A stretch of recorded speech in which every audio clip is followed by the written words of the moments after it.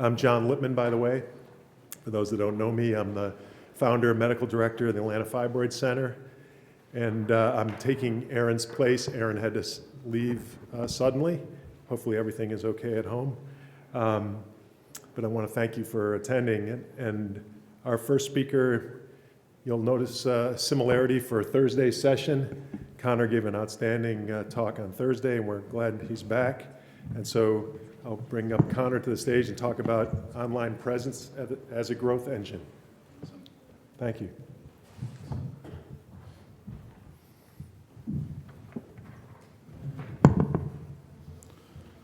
All right. Hi, everybody. My name is Connor McPherson. I work with doctors and practices across the country to help them improve their websites, their SEO, their online presence and visibility in order to help them connect with more new patients online. So today we're kind of taking similar themes from the first 2 days of the marketing seminars and just kind of talking about more advanced ways to apply what we've been talking about to use your website, your online presence as more of a growth engine. So again, hopefully some practical things that everyone can take away from this talk here in the next 10 or 15 minutes.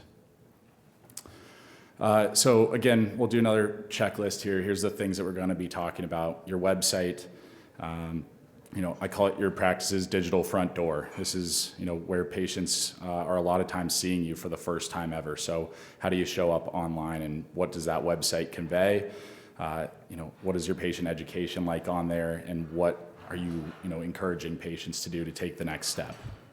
We'll also talk about SEO, search engine optimization, for those who don't know SEO, and AI optimization, which is the practice of getting that website to show up on these search engines that patients are searching, looking for, and finding, healthcare.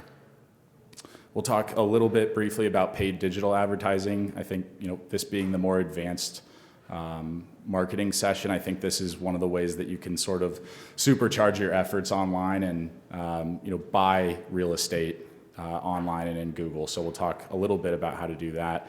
And then lastly, reviews, how to gather them, and how they can help in your efforts to grow online. Why does this matter? Why is this important? I like showing this slide just because I think it boils down to these simple things. Everything I'm talking about is going to promote and get you in front of more people online, get your practice seen, visible, get more eyeballs on you, which will then lead to more clicks to your website, to this beautiful website that we're putting together. That will then lead to actual patient phone calls, forms, quiz fills, you name it, and then new patients coming in to your practice. I mentioned it before, but your website, your practice's digital front door, we only have such a limited amount of time. I think, you could probably find a different number, but they say you have about 7 seconds to capture a patient's attention when they come to your website. So your website needs to pretty quickly answer these 4 questions. Can you help me? Is their condition listed? Is there procedure clarity? Are you communicating what your services are and what you're offering right out of the gate? Do you understand my problem? Is there patient first language there? No overkill or confusing physician speak. Can I trust you? I call it the trust panel, but right away showing some real credible reviews, some photos of yourself, of your staff, of your the inside of your practice, outside. Show patients what they could expect when they come to see you.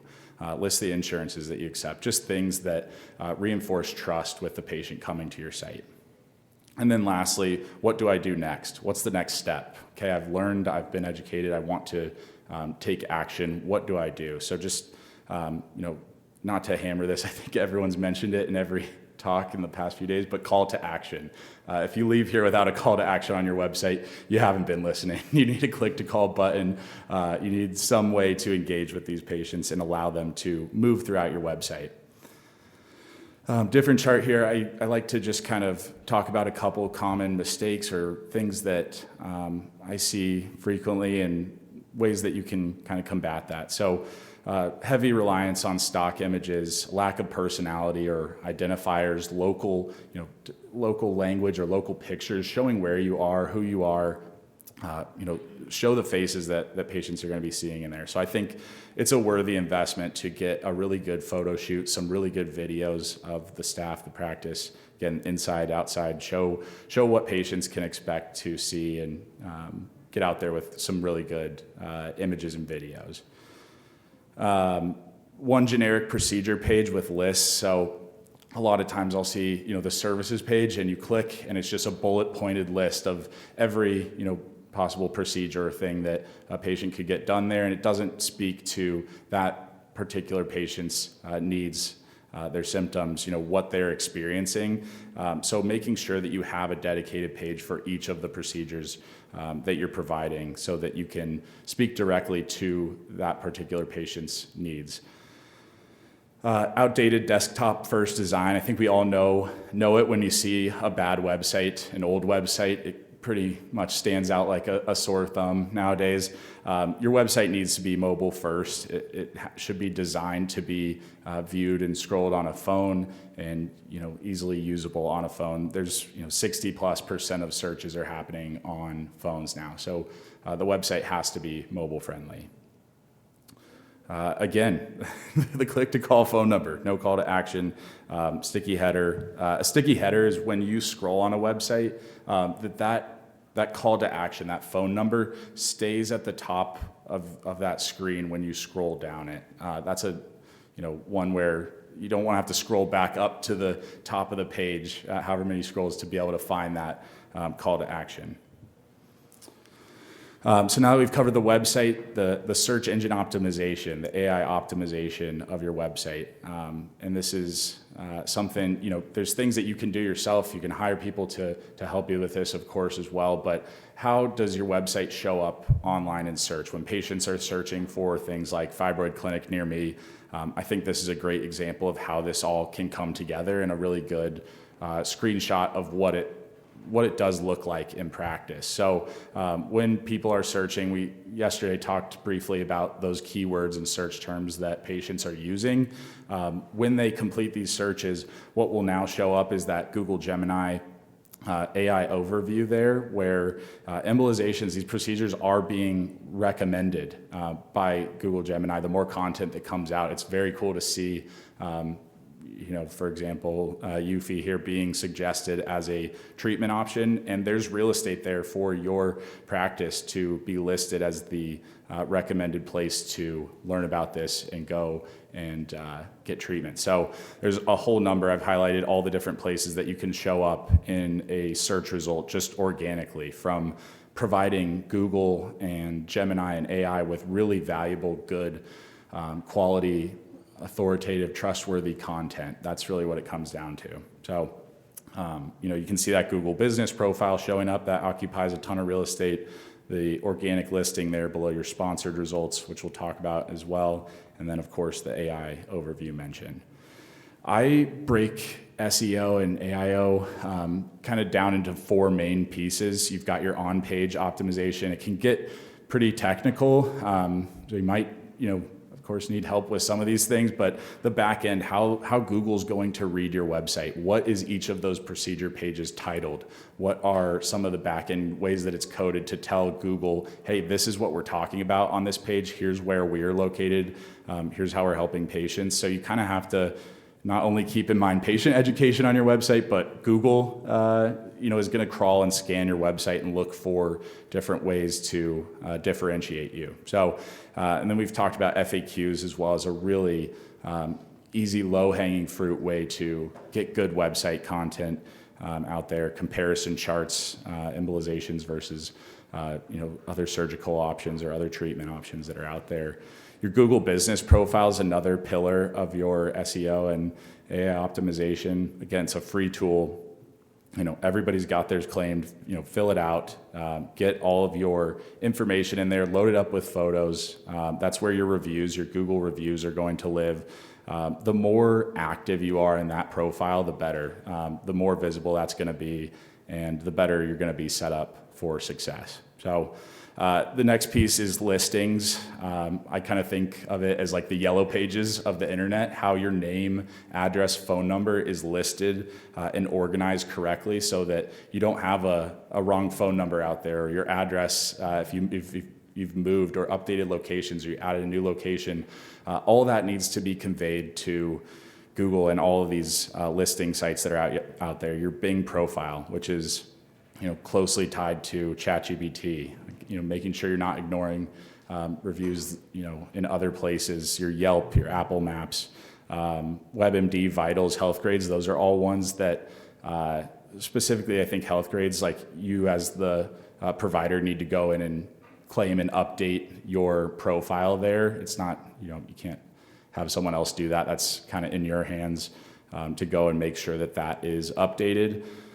And then your content strategy. So ongoing content, ongoing blog content, articles, any publications, any writing that you're doing, you can use that and leverage that and educate patients with that. And, you got to show off to Google. They're looking for who is the leader in this space, and who are we choosing to recommend when a patient is searching for any of these things. And then just answering their questions. I think that's kind of the basic way to kind of start thinking about this. What questions are patients out there asking, and be the first to answer it, and answer it the best. AI optimization, calling it the next frontier. I think that this is just it's changing, every day. I think, I think if anybody tells you exactly how to show up in AI, or how best to use AI, I think they're lying if they think they have the golden answer. It's always changing, and there's always things that are evolving. So it's just more staying at the front of it and trying to ride the wave as best you can. So again, this is an example of new treatment for BPH, and the Vascular Embo site has a blog on their site that has answered that question, and Google and Gemini love the answer and the content that's in there, so they're rewarded with that. But it's simple things. It's just really, like I said, educational, authoritative, trustworthy content, which you all have the knowledge and access to be able to create that.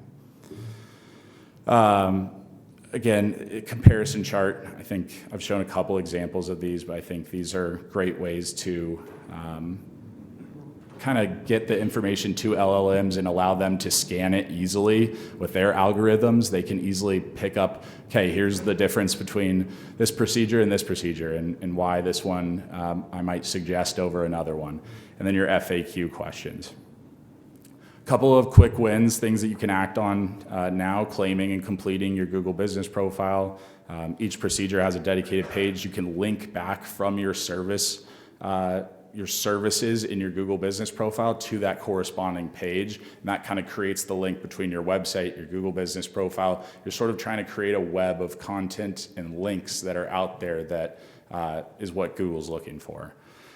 Your FAQ content, location-specific pages. Again, if you have multiple, being able to tell Google where you are, where patients can find you, and then going and claiming those listings that you might not even know are out there. If you have a Health Grades profile, go and make sure that it's properly cleaned up.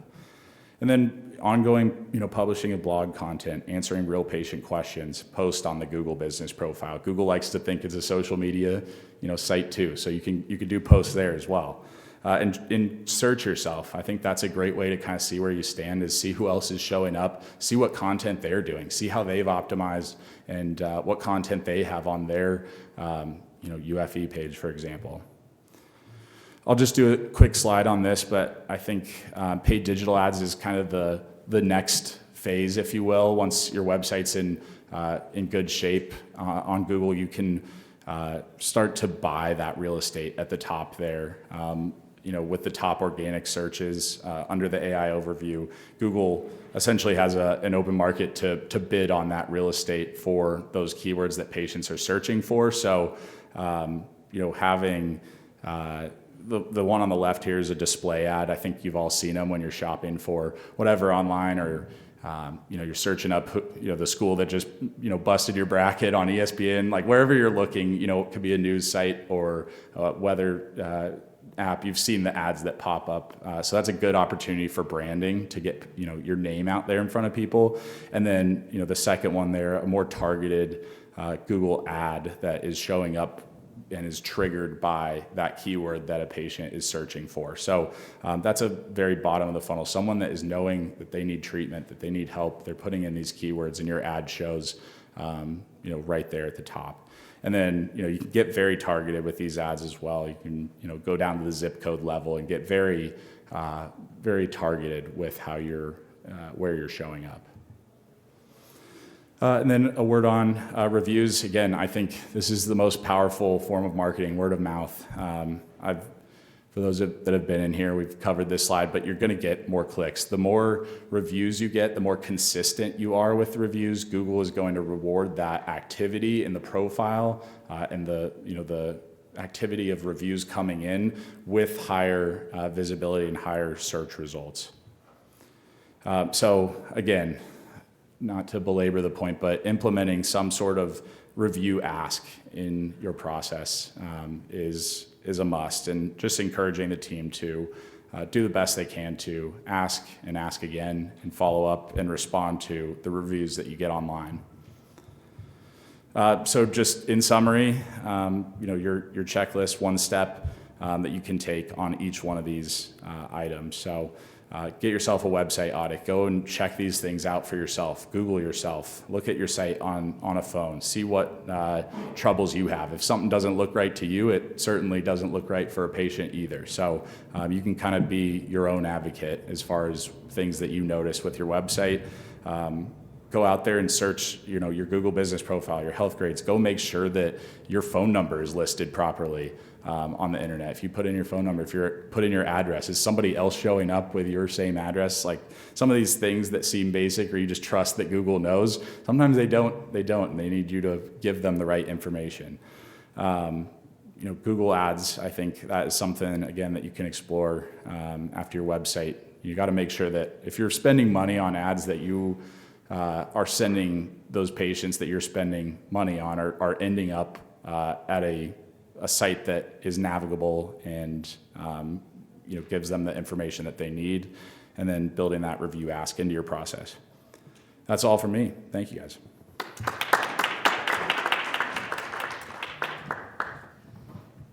Thanks, Connor. That was outstanding. Next up is Rachel Biesinger again from Patient Pro, and she's going to talk about social media content.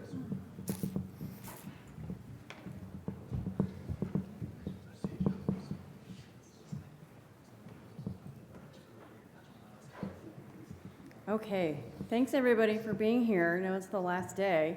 It's been a long 3 days, but really fun and exciting. I'm going to kind of recap everything that has been discussed over the last 3 days in all the marketing panels, from branding, different platforms that you can use, social media, paid ads, kind of all of it.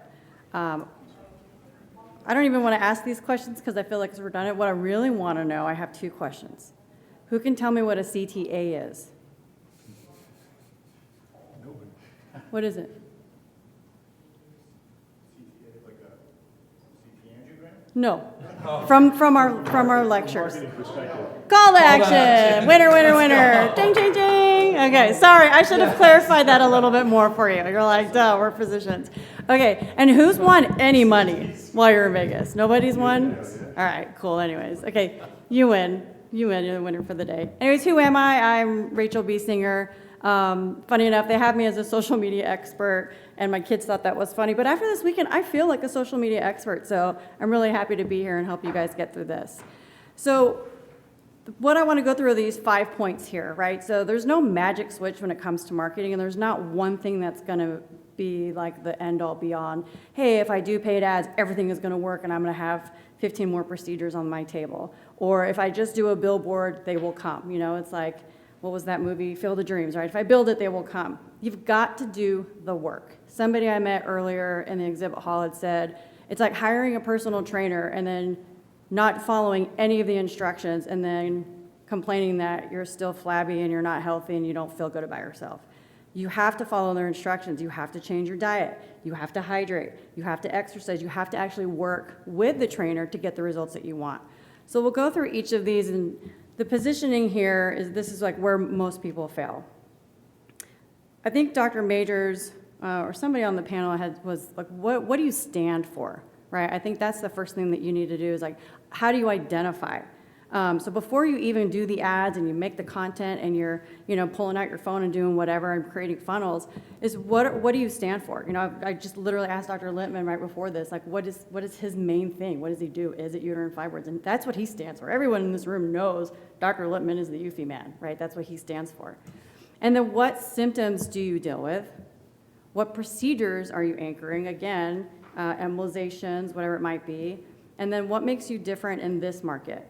I think if you can identify these, it's definitely going to improve whatever you do decide to create or work with or build your websites or do paid ads, whatever it might be.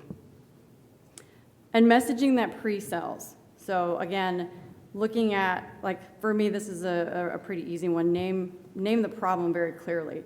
So do you have knee pain, right? That's the problem. That's what people, regular, normal people are going to associate with, not genicular artery embolization. Most people don't have a freaking clue what that is, right? You're like, what is that? How to educate without being overwhelming. Yesterday we talked about the Cheesecake Factory menu, right? How it's overwhelming and there's so many different things you can't identify. Make sure that you're being really clear in what you're trying to teach people. And then handle objections early. Why do people hesitate? What are their concerns? Like, just go ahead and get it out there so they don't have to think about, well, man, I don't want to bring that up. I don't know how to ask this.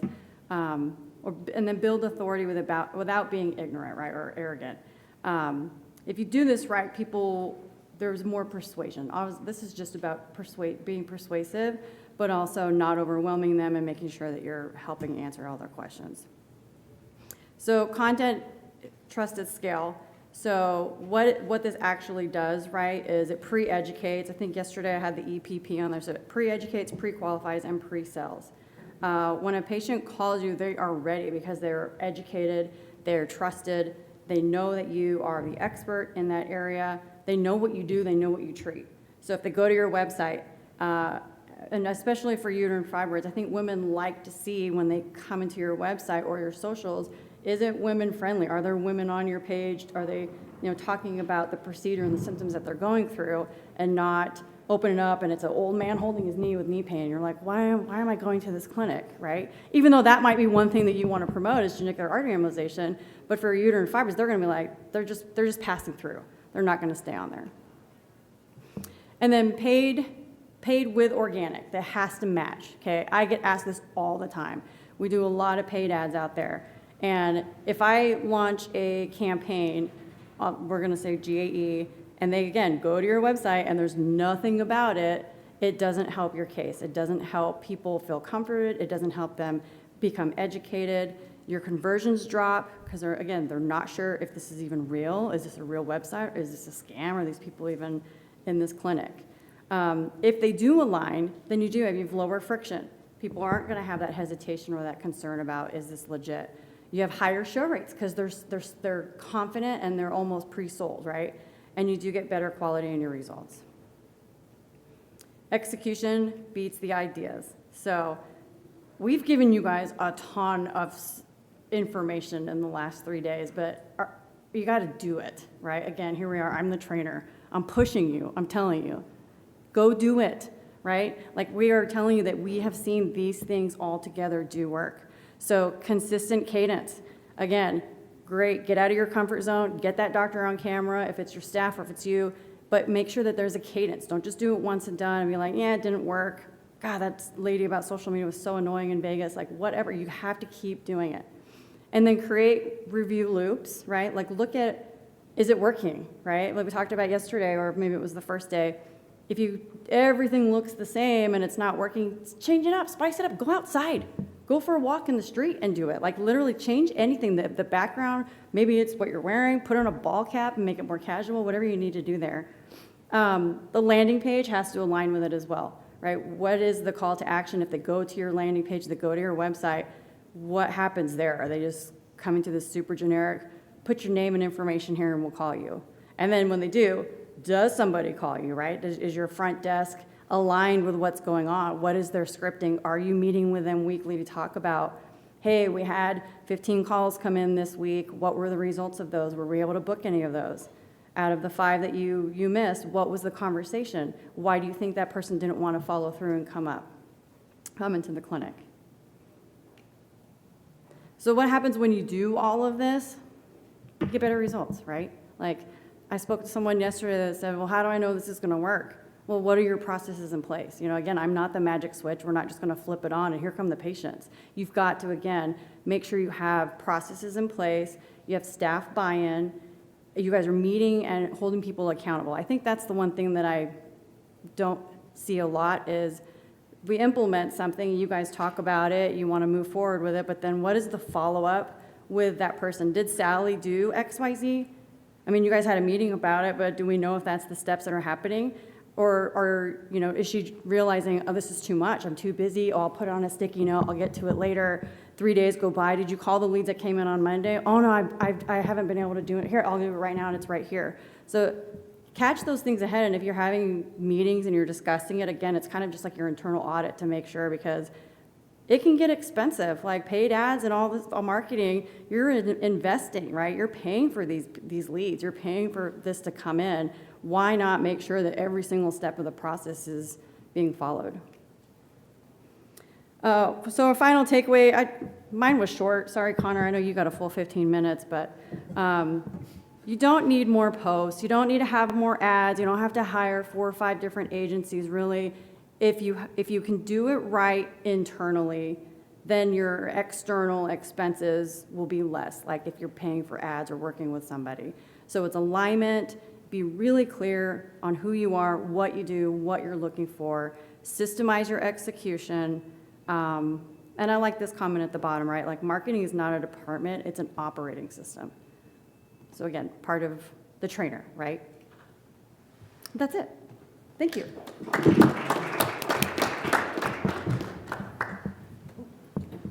Great, thanks, Rachel. Can you put up Aaron's talk? His talk on media buying, TV.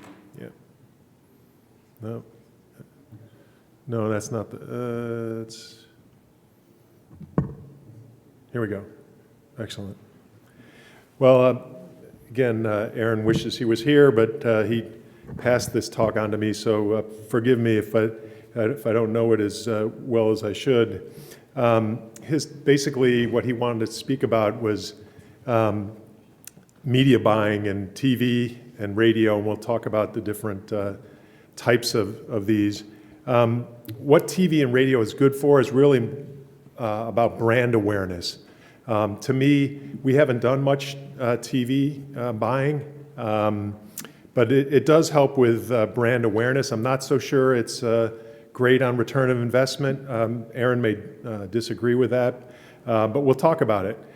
So TV and radio can make you awareness in the community. It provides you credibility. If you're a doctor on TV, you kind of gives you kind of that instant credibility. You can it'll build up your reputation in your area, but it works best when it's paired with a clear call to action. Again, you'll hear call to action and targeted marketing, because this stuff is expensive, particularly TV. TV is very expensive. Radio, pretty expensive as well. So you've got to be you have a marketing budget, you got to be really thoughtful and targeted, and we'll talk about these things. TV's not one thing anymore. I mean, when I grew up, there was one TV, 3 channels, main networks. It's different now. We have cable, we have over-the-top streaming services. Anybody know the history of over-the-top, why they call it over-the-top? Well, when the boxes came out, you had cable, and then these streaming services was a box over the top of your cable box. So that's how the streaming services originally. And so broadcast media is, again, a broader reach, but the cost is at least for us, has been prohibitive, really. Cable, you can target cable, and again, the more you can target what you're looking for, the cost comes down, and so there may be some opportunity to do cable ads. But I think this is where the streaming is really interesting, the streaming services, because you can really get targeted and measure, and the budgets are flexible. So with these streaming services, Aaron recommends that's a good entry point for OBL. I think it's a good entry point to consider anyway, based on the cost and based on the ability to target and the ability to track these things. One of the things I had a really hard time with radio is that there's really no good way to track radio. Even if you have a specific callback number, all the radio stations, they want to keep it internally. They don't really want to share with you. And so that was a big problem when doing radio advertisements. So I think the streaming services do allow you to really target and be much more efficient, and the cost is a lot better. Broadcast media, when you want this just kind of mass reach, but again, you're kind of spending for people that may not even, be the type of person that you want to come. It's just kind of this general awareness of who you are, which if you're just doing brand awareness, that may be fine, but if you really want a return on your investment, I'm not sure this is where you want to be. And for a similar reason, same with cable. I mean, if you can target cable, and if you're doing a PAD practice and you want to be able to specifically identify older individuals in the community, maybe you go for cable that's targeted. But again, for us, in the fibroid space, we really haven't done much here. He recommends don't buy stations, you're buying demographics and zip codes. And I would say, yes, that's true. You want to be as targeted as possible, know as much about your audience, and then target to that audience. And some of the channels can do this, and based on age, based on gender, household income, and that sort of thing. And as you saw from Connor's talk, the tight geography in your catchment area, you want to have a certain targeted zip codes that you want to target based on your type of patient that you want to attract. And pick day parts and programming that match your demo. As I say, one of the things I had a hard time with radio is that we would get spots like at 3 a.m. Is that really, who you're, they were inexpensive, but is anybody seeing any of that? And there's 3 different types of styles of commercials themselves. The first is kind of that problem solution 30-second ad where if you have varicose veins and tired of dealing with the achy legs, come to so-and-so's vein practice. Because it's a quick 30 seconds based on a symptom. And then there's the doctor, meet the physician kind of, again, more about brand awareness, meet the go-to doctor in this particular kind of thing. And then the last is the kind of patient story. The patient story is a little harder. It's much more compelling, I think, when a patient is talking about, but it's going to be longer. You're not going to be able to do a 15-second or a 30-second patient testimonial. It's going to be challenging, but those are the different types.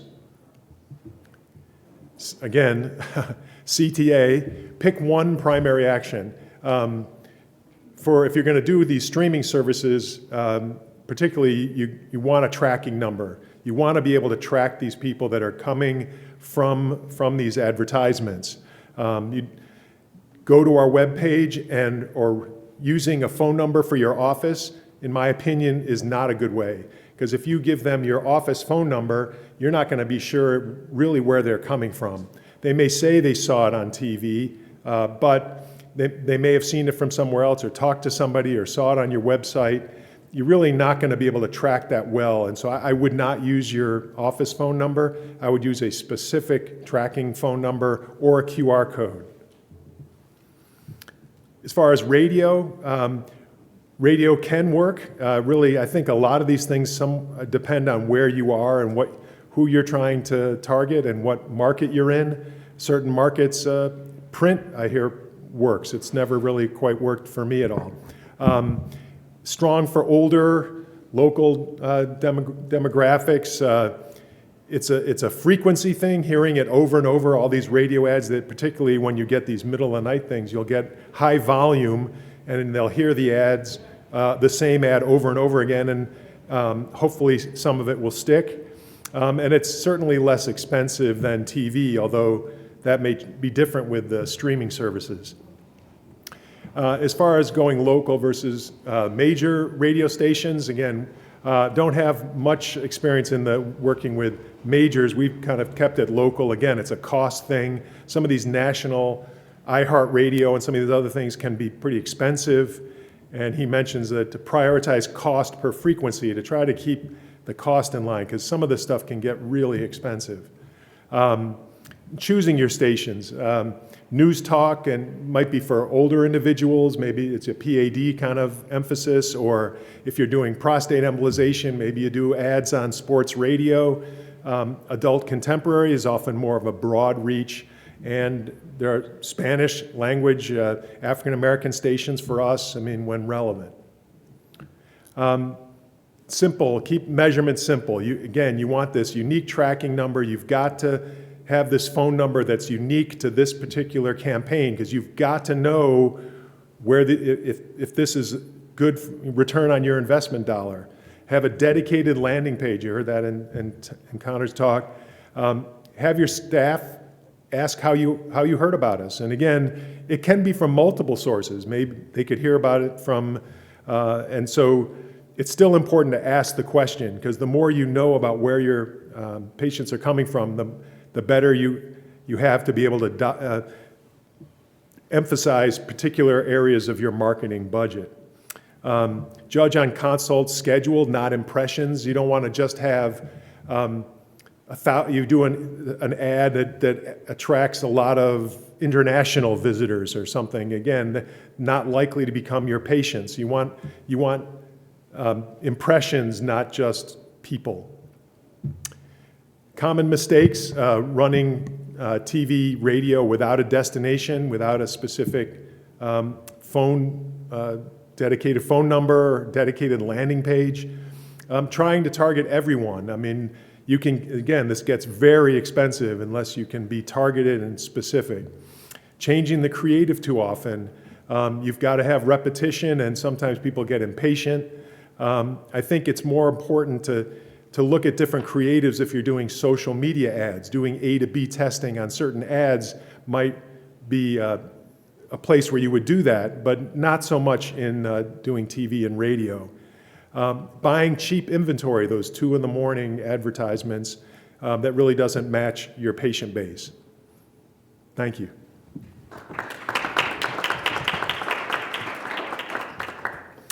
So now I'm going to bring up Chris Gettle again to talk about if you have a physician liaison, how do you use that in dedicated liaison marketing?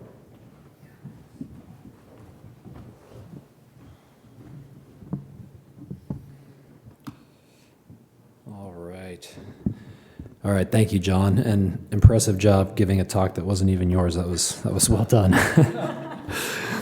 Before I start, just want to say thank you to my co-panelists, John, Connor, Rachel, even though Aaron bailed on us, I guess Aaron too. But it's been really wonderful just kind of working on this with the group, and I've learned quite a bit from these individuals here, and it's really helped our practice a lot. So just want to say thank you to all of you guys. So my topic today is kind of focused. I'm just really going to key in on this dedicated physician liaison role, which has been getting a surprising amount of attention at the meeting. I've had a lot of people come ask me about it and approach our physician liaison. It's been something that we've done that's been refreshingly surprising in our practice, but I really think it depends on getting the right person. So I'll talk a little bit about that. So things we'll cover today, just why physician liaison marketing matters, who the right person might be, how the program kind of works at a high level. And then I think that really the most helpful parts of the talk is like kind of show me the numbers, right? So show us how this person impacted our practice with the performance data, some cost information, and then an implementation roadmap. Okay, so as we all know, this is kind of obvious to everyone, but operating an OBL really requires active referral management. Whoops, where'd we go? There we are. So it's not passive, right? We can't, no matter how good your reputation is in your market, no matter how talented a physician you are, even someone like John who has an international name, he's up here talking about marketing, and that says a lot. So we all really need to be active and really drive referrals to our centers. So this is kind of the conclusion that everyone, including us, came to after opening an OBL, and it led us to consider this physician liaison role. So who is the right kind of person to be your physician liaison? So I think there's some common elements that really make for a good person.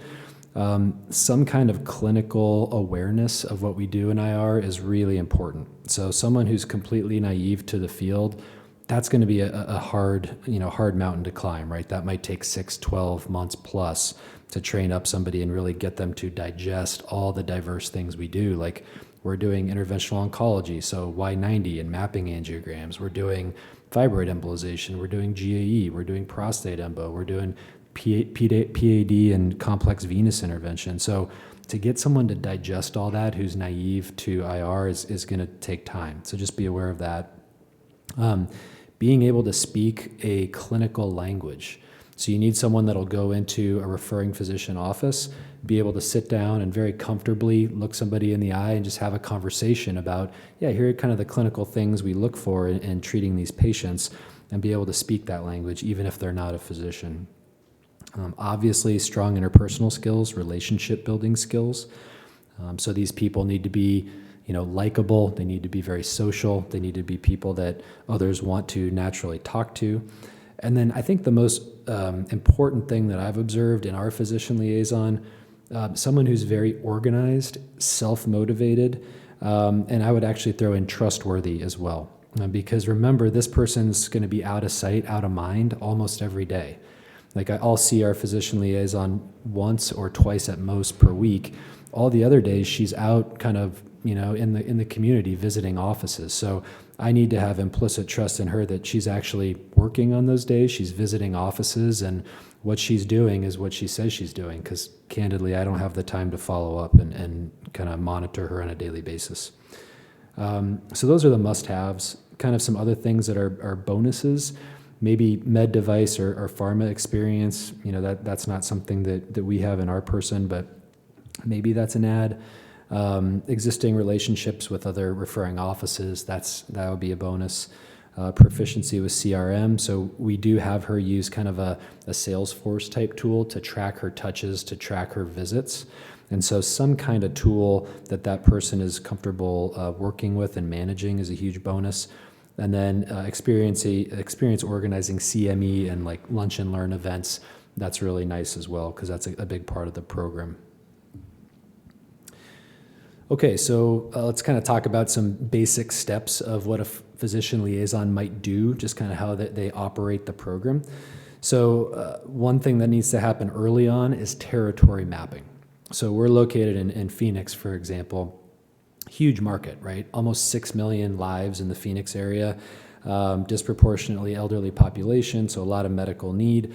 But you got to figure out, like, where are your referring offices? Where do you want to be? Where do you want this person to visit? So really mapping out a territory, and for us, we have multiple OBLs in that market, so we need to figure out, like, which offices do we want to send to which OBL? So that kind of organization up front and that strategic thinking needs to happen first before you just kind of go out and start knocking on doors.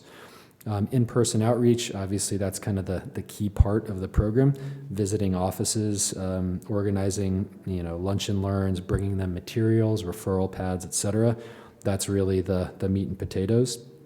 But then you can't just do that once, you need to follow up. So it might take 7 touches, for example, for this office to start sending PAEs. So the first time, likelihood they're just going to turn on the faucet and send you all their prostates, very low, right? So you need to do the in-person outreach, but then follow up over and over and over again. Continue to remind them that you're there and you're willing to help with their patients. Lunch and learns usually happen later in the process, from my experience. That's not usually the very first touch point, so it's usually visit 2 or 3. But these can be really useful programs for an office that you think might need some clinical education and that might be a high volume refer. So kind of that Venn diagram of the high volume office that needs that real legitimate clinical teaching, perfect opportunity for a lunch and learn. And I would just say for the lunch and learn, it's typically not just the liaison, it's liaison plus physician. That's the way to do it there. And we're not doing 150 a year. You want to do like 10 good ones. That's the way to do that. And then finally, last but not least, referral conversion, probably the most important part. But once you establish the relationship, you kind of get that office comfortable with your clinical services. You want to help them refer patients to your practice. And it sounds easy, but I'll tell you that's one of the most easily missed things. So just helping people figure out, okay, put our referral fax in your EMR. Everyone has a different EMR in Phoenix. Nobody uses, Epic. It's all different stuff. So, do they have our referral fax in their EMR? Because if they don't, their MA is going to go in, try and refer the patient. Oh, can't find it. Well, we'll figure it out later, right? So that referral conversion is a huge part of it. Okay, so just throwing up some 2025 results. And again, I don't mean to suggest that the output we've gotten or the numbers that we're seeing in our practice are the same in your practice. So I don't mean to say that this is what everyone will see or could see, but just trying to be helpful and show kind of how it's gone for us. So our liaison, she tracks her progress, obviously, 1,600 plus office touches in a year. And most of those were in person, but occasionally she will log, just a virtual visit. I really think you want most of those to be kind of in person. That's really the whole point of the role. She's touched 275 offices around the Phoenix metro area, so pretty efficient in my opinion. We try and track the procedures that end up coming into the practice from her outreach. That can be tricky to do, obviously, but if we're getting new procedures that we've never gotten from a practice before, and she visited that office, a month or two before, we count that, right? So we calculated ballpark 163 high revenue procedures that came from her direct outreach. So if you do the revenue math on that, that's well over $1 million a year in revenue growth for our practice based on this person. Additionally, some port low revenue cases will place chest ports for the oncologists that we help, and we'll occasionally do biopsies in the OBL. Certainly not the point of this role. We really are targeting the high revenue cases, the PAEs, the GAEs, the UFIs, oncology, et cetera, but there are some low revenue cases as well. She set up 6 lunch and learns, so honestly a little low. I'd like to see that be probably 15 or 20 for the year, but it's mostly because the doctors are busy and we don't say yes to go with her. And then I calculated a back of the envelope ROI. If you take the revenue from those cases and you subtract out all the equipment, the overhead costs, the kind of contribution margin that we think we get to the practice from those cases that she's generating, I would put it in the 5 to 8x ROI, category. So for us, that's about the best ROI we do on marketing. If you compare that to our paid social or TV, radio campaigns, pretty hard to hit 5 to 8x. So I think this is one of the best ROI things we're doing from a marketing standpoint. Here's just a back of the envelope on the procedures that I think we've gotten through this program. So it's diverse. We're getting a little bit of PAD, but mostly EMBO type cases. Prostates, we're seeing a lot of interest from the primary care offices that she visits, much more primary care than urology driven. So that's been interesting. GAEs from also primary care and some of our orthopedic colleagues, a little bit of UFI, good amount of liver from new oncology offices, and then some other lighter stuff. We talked about lunch and learns already. Again, not a ton of these, but I do think they add value if it's the right office and if a physician can be present. We also have a really outstanding PA in our practice she kind of leads our port placement and removal program. So for those oncology offices that really value chest ports, we've had her participate in some of those lunch and learns. But this is a nice part of the program that you can add. So here's that back of the envelope ROI. And again, these are not end-all be-all numbers. You could certainly pay less or more. This is just kind of what I've been seeing in the market. But a base salary of just under 100K is probably where you need to be for someone who's really a high quality, experienced marketer, and that's going to represent your practice well. Be very cautious about going the budget route. If you don't have the right person and they're, wearing your gear and getting out there and talking about procedures to 200 offices, if it's not the right person, that could really be a damaging impact on your brand. So make sure that you're comfortable with who the person is, and you're probably going to need to pay a little bit to get that right person. But when you total it all up, depending on exactly how you decide to pay with benefits and maybe a bonus structure, whatever you decide to do, probably is going to come out just over six figures, 150,000 for a full-time person.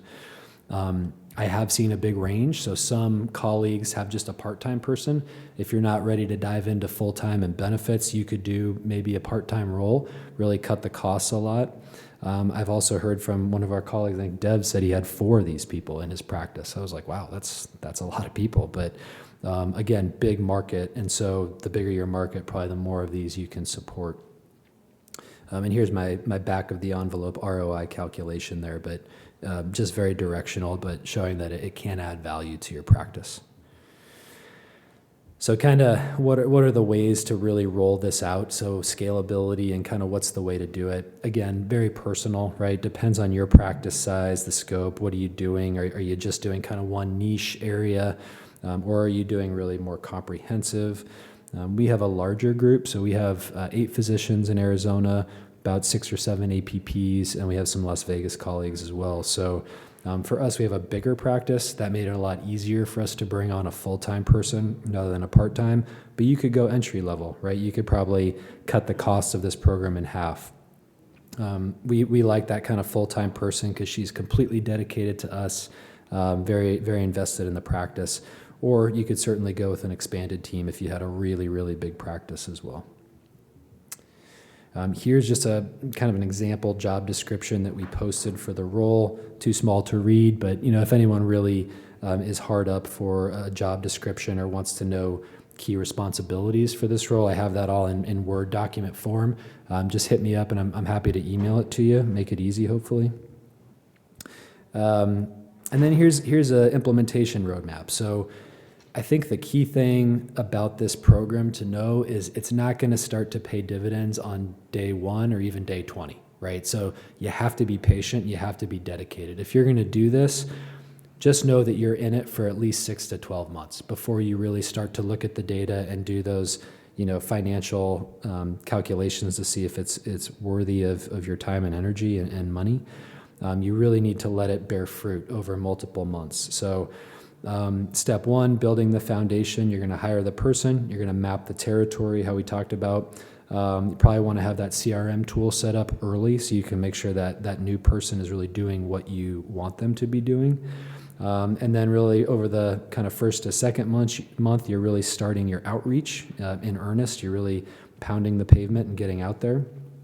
And then 2-3 months on, you're kind of starting to follow up with the offices. You're doing more of your lunch and learns. You're starting to run analytics and maybe starting to rank some of those accounts to see who you think your high volume referrers are going to be. But again, if you're going to do this, be dedicated, commit to it, do it full on or don't do it at all. So what are some success factors that separate, a good program from a not so good program? Clinical credibility, we talked about that already. You really need to know, that person needs to know their stuff, needs to know kind of at least the basic clinical elements of what they are marketing. Consistency beats intensity. If you have someone that never shuts up and won't let somebody out of the room, probably not the best person, right? This person has to have really good social intelligence and know if eyes are glazing over in the room or if doc has to get to their next patient, you got to know, hey, really appreciate your 5 minutes today. I'll hit you up next time. Thank you so much.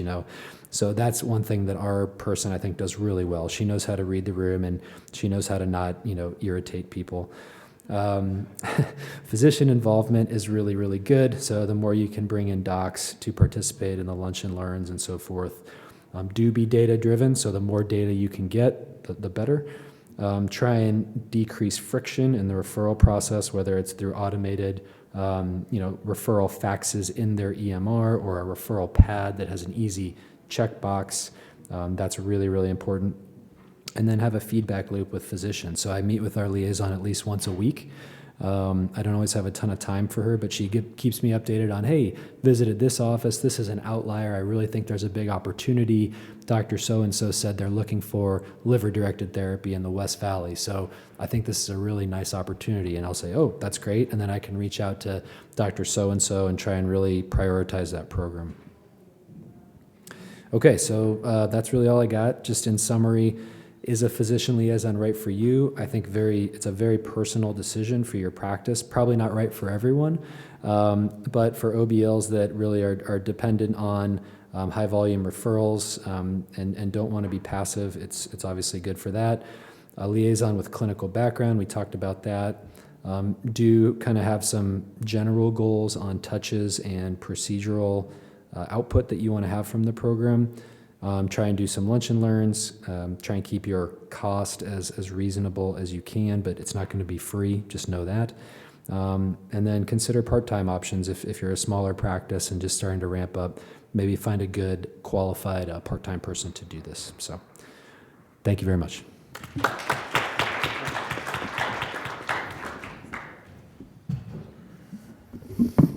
Yeah, that was excellent, Chris. Thank you.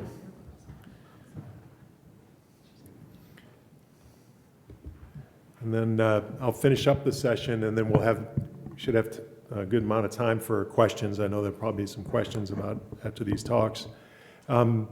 This basically is kind of the next, from Thursday was kind of the introductory, and this is kind of continuing the discussion. My disclosures haven't changed. Just in general terms, as we spoke on a number of occasions, marketing can be to increase your brand awareness, and it can also increase as a return on investment. And they're kind of separate, although there is some crossover. You have to kind of decide based on the type of marketing you're going to do. Is it more about just who you are, what you do, and how you can help with a particular condition, and why you versus another doctor? So more about your brand awareness, or is it you're focused on marketing to improve patients in the door and revenue? Well, as you heard in an excellent talk by Connor, you've got to have an optimized website. And it has to be optimized for a number of different things. It has to be optimized for SEO. And you've got to use the proper keywords, the title tags, the meta descriptions. It's got to be optimized so people can find you and you're at top of list.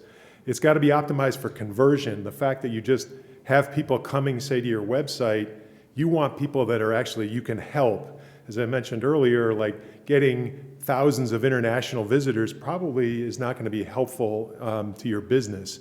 And to do that conversion, that optimization for conversion from people that are just dabbling at your website to actually becoming patients is part of like that sales funnel. You've got to be clear on your message. You've got to have the call to action.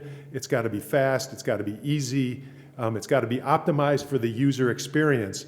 As Connor mentioned, it's got to be mobile. But just because it looks good on the desktop or a laptop does not mean it looks good on mobile. You've got to test it and you got to really look at it because it's different. And it's got to load quickly. Connor had mentioned 7 seconds. It's got to load within, I was told, load within 3 seconds. I mean, short attention span. It's got to load quickly. It's got to be easy to read. You got to have clickable links, and they've got to work. Check it out. Like, don't assume that these links work, that these phone numbers work. Pick up the phone and call the number. Click on the link. It's really important. It's got to be optimized for technical performance of the website. Your website can't be done on the cheap. It's got to be a highly functioning, optimized website. And Connor had also mentioned about the Google My Business profile. That is really important. It's something that early on I really didn't pay much attention to, but I think that's a really important profile. It's not just a yellow page listing. It has primary and secondary categories. How you're going to be listed. You've got to determine what's my primary category, what's my secondary category. And I think you have up to 9 secondary categories. You've got to know about these things, and it's got to be optimized. Keywords are in your profile. You've got to have photos, reviews. It's really important. It's not to be overlooked. So what are the must-haves in your website? Again, I'm kind of repeating some of the stuff that Connor talked about so eloquently, but you got to have quality content, and it's got to come from you, not Google or AI content.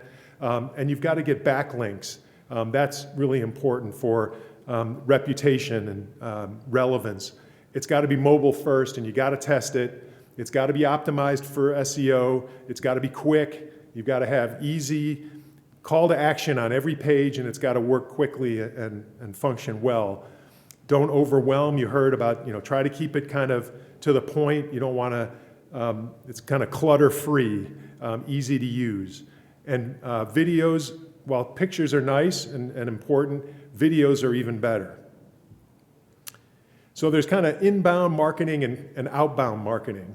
And we've talked about both of these over the course of the last several days, but the inbound is coverage earned from your hard work.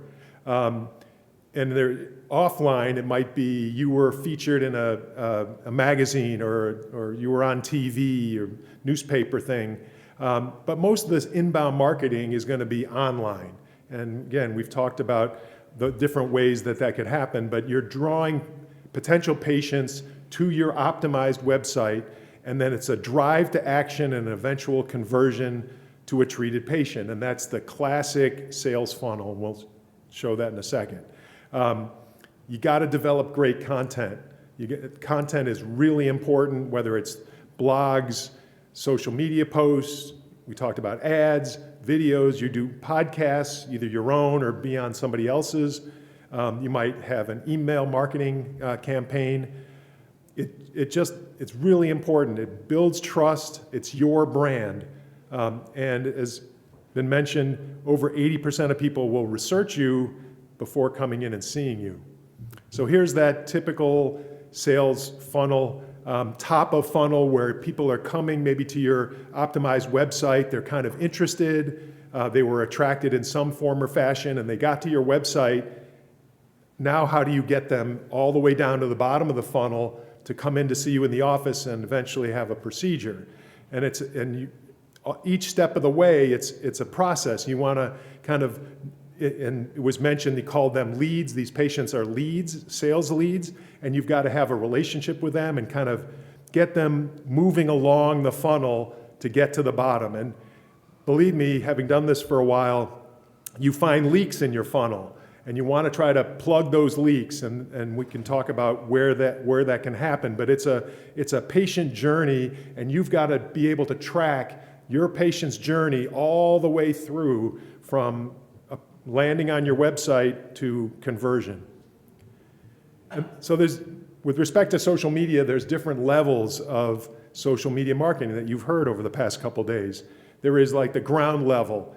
Our practice has a Facebook page. Okay, fine. Or our practice has an IG page. Kind of first level stuff. You have a page. You have a presence. Next level is now you're doing ads. And I remember hearing Bob Tahara talk on Facebook ads and how they were really cost efficient, and they are. It's much less expensive to do Facebook ads than some of the traditional radio and TV ads and some of these other print stuff. And it's significantly less expensive than outbound marketing, the radio, TV stuff. Third level, now this is where you need to be, the optimized website. You've got to be able to track results. You've got to have the analytics. You've got to know who's on your site, how long they're on particular pages. You got to know if you're doing social media marketing, A to B testing, what ad works, and you change the ad just a little bit. Does that help or does that hurt? You try different backgrounds, you try different things. That's really important because you only have a certain amount of money to spend and you want it optimized for the best return on your investment. And then fourth level is having a CRM. It's preferable if your CRM is integrating with your EMR so that there's no stoppage, like you can track your patient all the way through the journey. Not all CRMs integrate with the EMR, so you might have a stopping point and be in a separate silo. it's not as efficient, but you have to remember also it has to be HIPAA compliant, and not all these things are HIPAA compliant. With respect to outbound marketing, this is all pay to play. There's much more control because you're the one doing this and delivering outbound.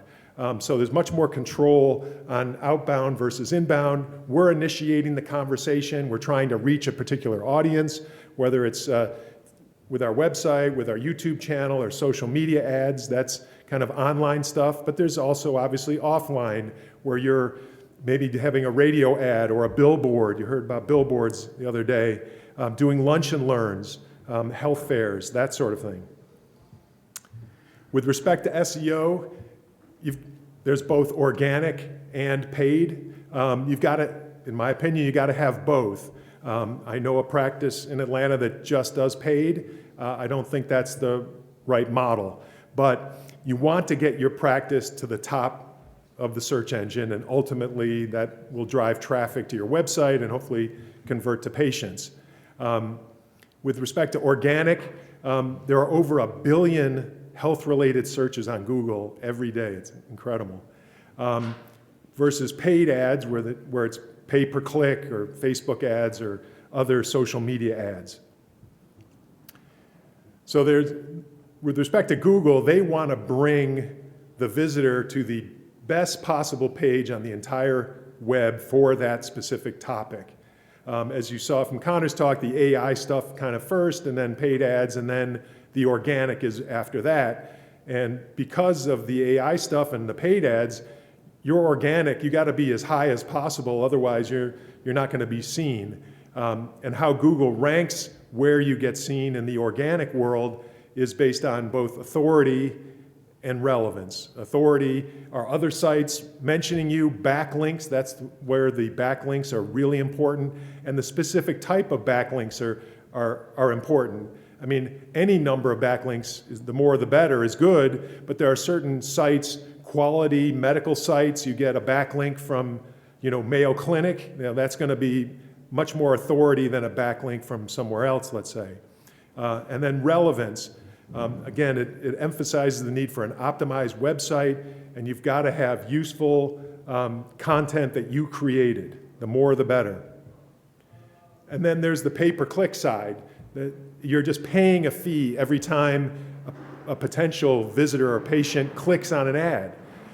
So you're actually buying visitors to your website versus kind of earning them organically, if you will.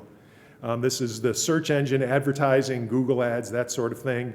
And who appears is based on way physicians' ads are ranked, how much you're willing to spend. There's a quality score, click-through rate that Google determines, and then you'll get you're willing to pay for a certain amount per click, and that's how it gets sold. So in terms of thinking of organic versus pay-per-click, organic is the long view. It continues to give long after, if you stop it temporarily, let's say, it's kind of the sail of the boat. You continue to put out organic content versus pay-per-click, it's an on-off switch. It's like the engine. When you're paying, it's working, but as soon as you stop paying, it's off. And so, organic takes time, and so some people, like this group in Atlanta, all they do is pay-per-click. They want to buy their way to the top of page, and that's what they want to do. They put out almost no organic content. It's expensive, but what you can do, and what I think is a little bit better approach, is you might do pay-per-click while you're developing organic content over time. Because again, it's the long view of things. The organic content is your sail of the ship, and as your sail improves, your bottom line will improve and start to kick in. Your organic improves, your ranking improves, then you can kind of cut back on the pay-per-click spend. So this is just a picture of that. You got your sail of your boat, your organic content. It continues to give, even if you're not putting in organic content all the time versus the pay-per-click, which is just the motor of the boat. So in conclusion, you need a comprehensive marketing strategy. You got to integrate both inbound and outbound channels. You need both, in my opinion, both organic and paid ads. And it's a strategy that everything runs through this optimized website with a digital component that complements it. Thanks.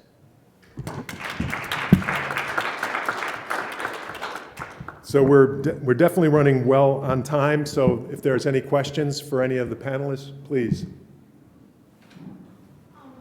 we don't have a physician liaison, you don't really have someone dedicated to call physicians. Have you ever seen a physician liaison person with the training and education also being the one who does the leads in a productive manner, or how do you advise finding that arrangement so both can get done?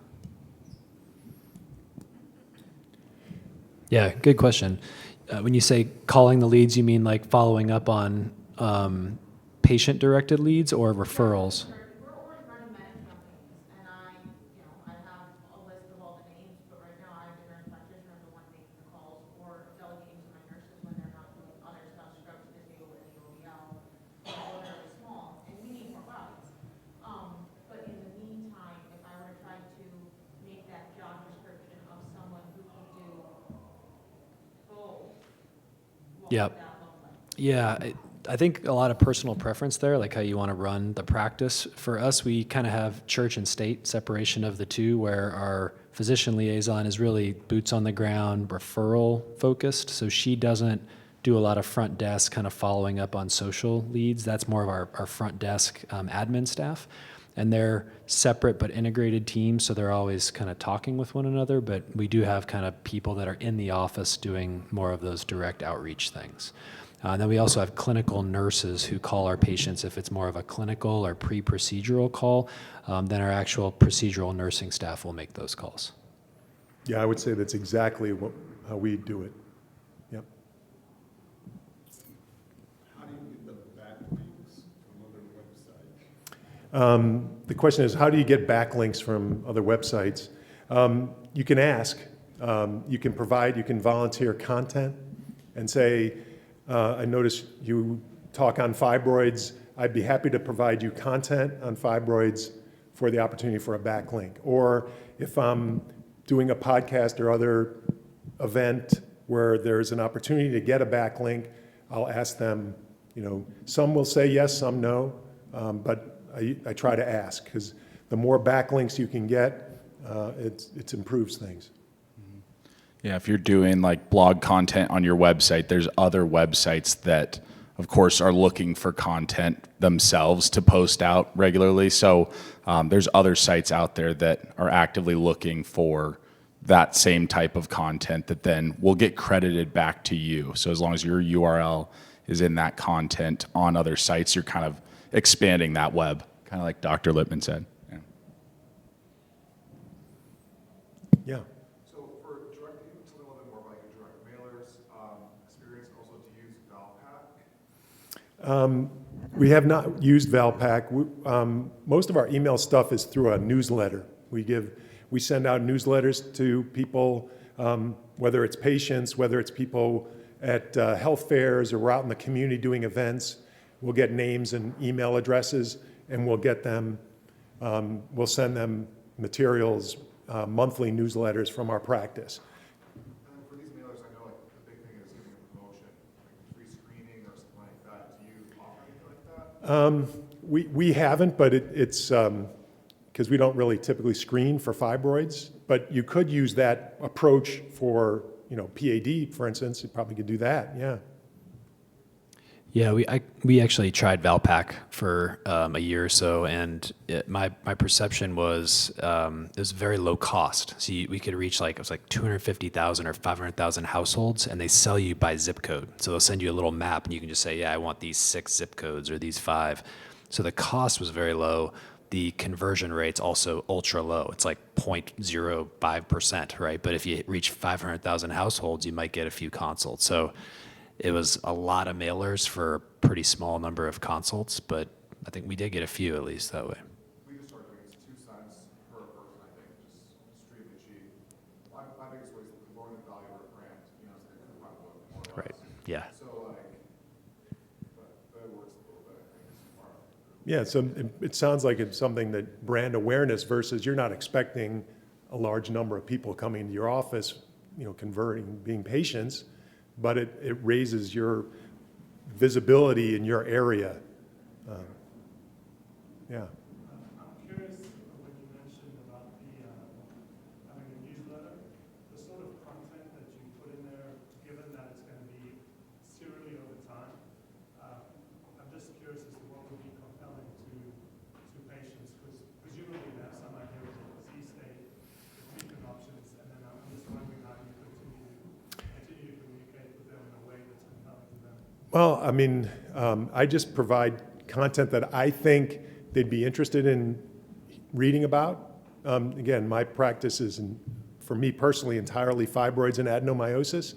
So I'm constantly talking about things that are in that space, talking about bleeding, we talk sanitary products, we talked about that. We have different topics in the fibroid space, if you will.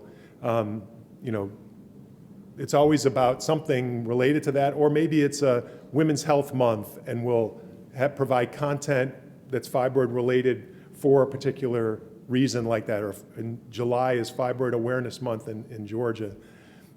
So that month we'll have content that's centered around events that we might be at. So we're going to be in the community this month at these different locations, these different health fairs, these different churches. Come on out and talk with us if you're interested.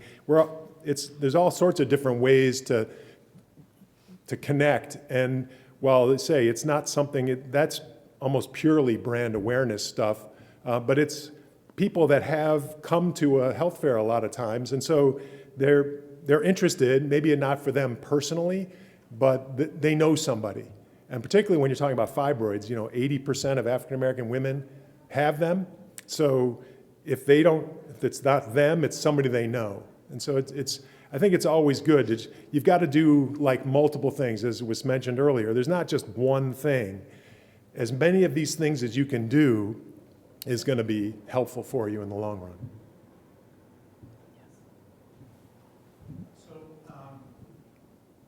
our practice does a lot of research and publications. There's a big focus on doing that. One of the things I haven't really heard in a couple of presentations on marketing is the use or the integration of that type of thought leadership. I mean, over and above the lunch and learns and speaking and all of that, but really kind of taking those type of publication, published journal on, certain areas. Maybe you could comment on ways that you use, because in some ways it's almost two different audiences, right?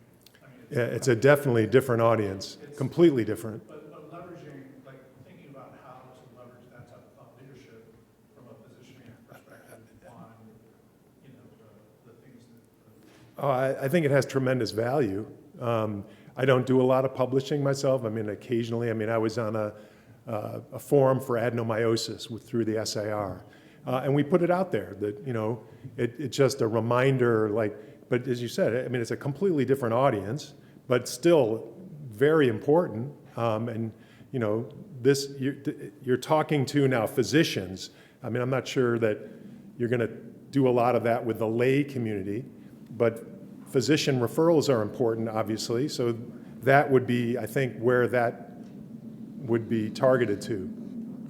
Yeah, we have a center of excellence program in our practice, and that's a little different, I think, than the research angle you're talking about, but we do both. And what we found is that especially when you're partnering with industry for either a research study or a COE type program, you can really rely a lot on their funding and their engine to kind of drive that. So that's something that we've done, specifically in our Y90 program. We have a pretty large and robust Y90 program, and we use the industry dollars for press releases. Obviously, word of mouth is huge, among the physician community, LinkedIn, but they'll put up a lot of ads, in programs for meetings, on their website, on their social media, and it's all sponsored under their their brand, but they name us with that. So we save a lot of dollars that way, but it really gets the name out there. So I think the more you can leverage those industry dollars, because a lot of the companies have pretty deep pockets compared to, you know, an OBL like what we have. Yeah. And is it anything that your physician liaison is using as part of that practice to practice type? Yeah, absolutely. When she goes into the oncology practices, that's one of the main kind of talking points. Yeah. Yeah. On that topic, is there a standardized kind of definition for what constitutes a center of excellence, or how you can kind of name yourself a center of excellence? That's a good question. I guess you could call yourself a center of excellence and just kind of bring people in and do it. We were named that by the med device company, so they have a formal program. So we kind of just defer to their judgment, but they've made us a COE for their particular product for Y90. But I think you want to obviously make sure you're in a position of authority in your market and you're really excellent before you call yourself a COE. But yeah, good question. Yeah. Next year. Excellent. Well, I appreciate everyone coming, and particularly at this time of the meeting. We found that very helpful. Thanks.